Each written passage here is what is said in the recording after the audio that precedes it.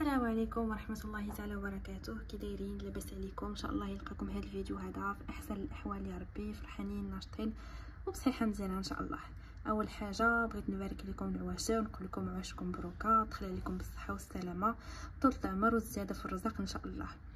كما كتشوفوا في هذا الفيديو غادي نبداو التوجات ديال الحليوات ديال العيد ولا حليوات البساطين غير دوازاتاي. هكا في العيد الواحد كيتشهى حليوه مع كاس اتاي كيكون ديجا اللحم والشحمه طلع ليه في الراس. دونك رأيت انني نقدم لكم هاد الوصفه هذه ولا هاد الحلوه هذه قبل من العيد هكا توجدوها على اتساع. فهي فريمون حليوه كتجي في المنظر ديالها زوينه راقيه كما كتشوفوا. كنزينتها هنايا بالورد وخليت شي وحدين هكا بلا ما زينتهم، يعني غطستهم في الشوكولا. كتجي فريمون حلوه ساهله ما فيهاش مقادير بزاف وكتجي بنينه بزاف بزاف. دونك ما نزيدش نكثر عليكم اكثر من هذا الشيء هذا، خليكم مع المقادير وطريقه التحضير. دونك انا اول حاجه غنبدا بها هي غنحمر الكوك. غنحتاج 2 معالق ديال الزبده غنديرهم في مقله، غنشعل عليهم 2 معالق كبار ديال الزبده هكا، عليهم 2 معالق ديال العسل،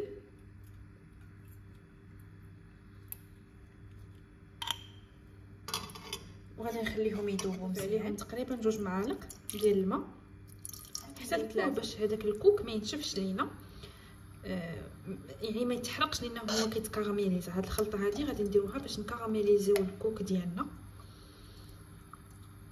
دونك كنضيفوا الماء باش ما هاد العسل هذا والسكر اللي غادي نزيدو مع الكوك ما يزيدوش يتكاراميليزاو، يلاه يجيبوا لينا هذاك اللون الذهبي ديال الكوك. دونك غادي نخليه حتى وكان ينسجموا هاد العناصر مع بعضياتهم. عاد غنضيف لهم الكوك، غنضيف لهم شويه د الملح.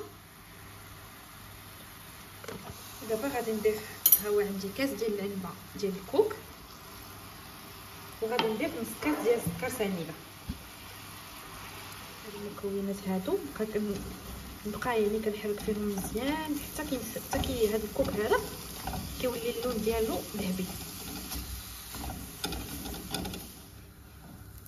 دونك هنايا ضروري خصكم تتبعوه بالتحريك، ما تغفلوش عليه حيت دغيا كيتحمر.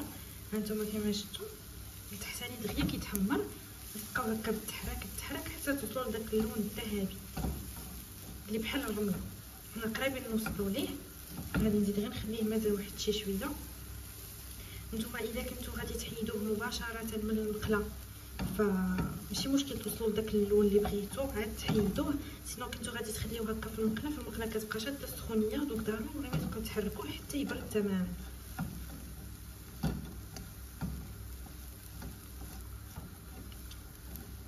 مزيان حتى يبرد هنا في المقله، وغادي ندوزو لتتمه الطريق. هنايا بالنسبه للمقادير عندي 4 ديال الزبده مارغرين، ها هي خليتها دابت واحد شي شويه طلقات. غنضيف ليها كاس ديال السكر سنيده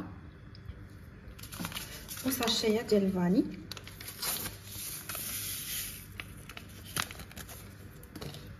وغادي نخدم هاد المكونات هادو مزيان حتى تنسجم هاد الزبده مع السكر. كنخليو هاد الزبده شويه تذوب، يعني نجبدوها من قبل ولا ندوزوها في الميكرووند واحد 5 ثواني كتجينا ساهله اننا ندخلو ليها المكونات الاخرين.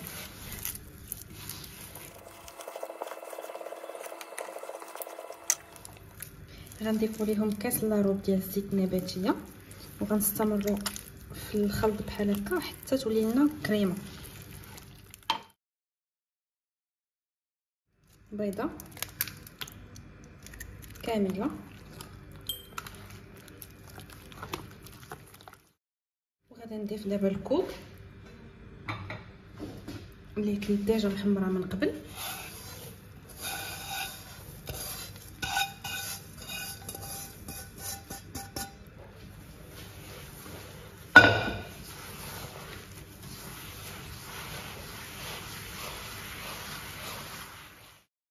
معلقه صغيره ديال نكهه اللوز ولا الكراميل، كبيره ديال سيراك.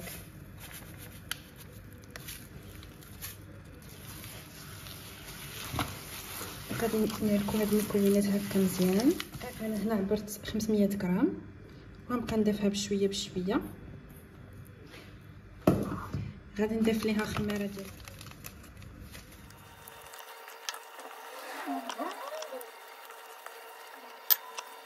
انايا درت 500 غرام كامله، ولكن كتبان لي باقه يعني العجينه جاريه باقا كتلصق.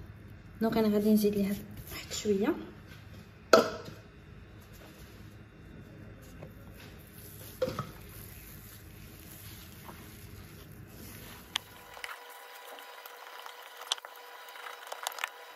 دونك كنخليوها ترتاح واحد تقريبا 10 دقائق حتى كنحصلوا على العجينه بحال هكا. العجينه راه ما حتى كترتاح ما حتى كتشرب السوائل اللي فيها. دونك نحاولوا نخليوها شويه مطلوقه، ما نديروش ليها الدقيق بزاف. صافي غادي نبقى ناخذ هكا طريف من العجينه ونشكل كويرات بحال هذا الشكل. كنحاولوا نديروا كرات غير مقياسيين بحال هكا. هنايا بالنسبه للطابع فكاين هاد الاشكال هادو، كاين بزاف ديال الاشكال. كاين هادو اللي خارج فيهم التسنان هو اللي غادي يصلح لينا، كاين فيهم اللي مربعين، كاين فيهم اللي هكا مدورين. اما هادو الصغارين فما كيصلحوش في هاد الحلوه هادي لان فيها الخميره وهذا الشيء ديالها صغيور مع الفران كتمسح ما كيبقاش بان لينا هاد الطابع. دونك من الاحسن ناخذوا يا اما هذا يا اما هذا.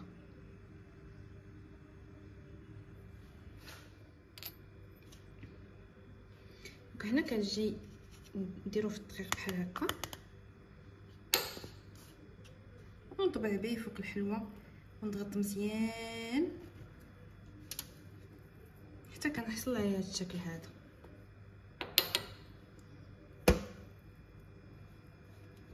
نحاول انني غير نضغط مزيان باش مع الفران ما تمسحش ليها هاد الرشمه هادي.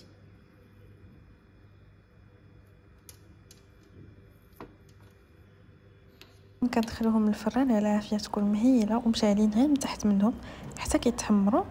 كيبان لينا التحت ديالهم متحمر خدا اللون الذهبي عاد كنهبطوهم.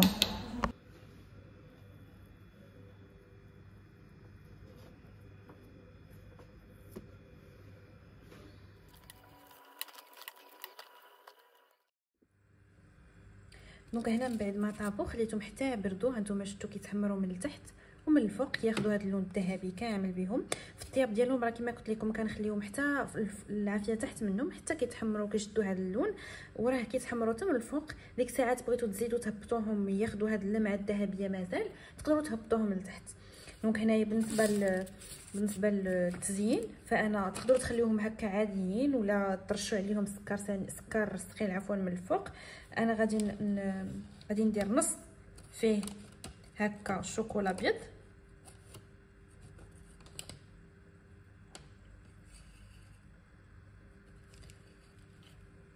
وغادي نجي هنا من الفوق ندير ليه شي وريقات ديال الورد بحال هكا.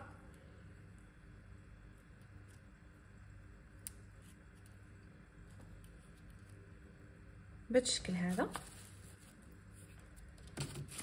دونك بالنسبه للتزيين فكما قلت لكم انا كنعطيكم غير فكره اوليه ومن بعد الاختيار كيبقى لكم.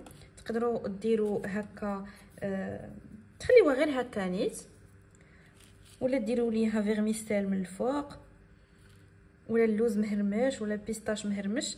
ففريمون التزيين كيبقى اختياري وبالنسبه اللي متوفر عندكم في الدار. يعني بلا الواحد ما يشقي راسو ويجيب شي حاجه جديده فهذاك اللي عندكم في الدار قديو به. هنايا بالنسبه للورد فغير 3 دراهم هكا ديال الورد راه كتحلوا ليها الوريقات ديالها وكتقطعوهم طريفات صغار بحال هكا. راه فريمون فيها بزاف فيها كتير بزاف. وغادي نستمر بهذه الطريقه بحال هكا حتى نسالي الكميه كامله اللي عندي.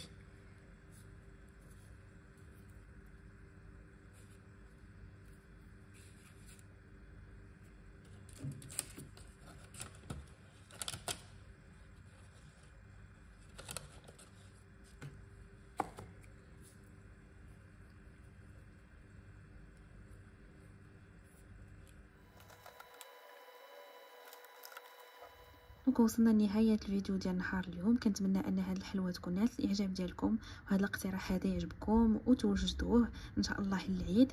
ولا عجبتكم هذا الفيديو ما تنساوش تلايكوها ليا تشجعوني بكومنتير زوين وكذلك تستافدوا ولا تبارطاجيو مع الاصدقاء والاحباب ديالكم حتى هما يستافدوا ويوجدوا حتى هما هاد الحلوى العيد. وانا كنقول لكم من هنا الفيديو جديد، تهلاو في راسكم والى اللقاء ان شاء الله.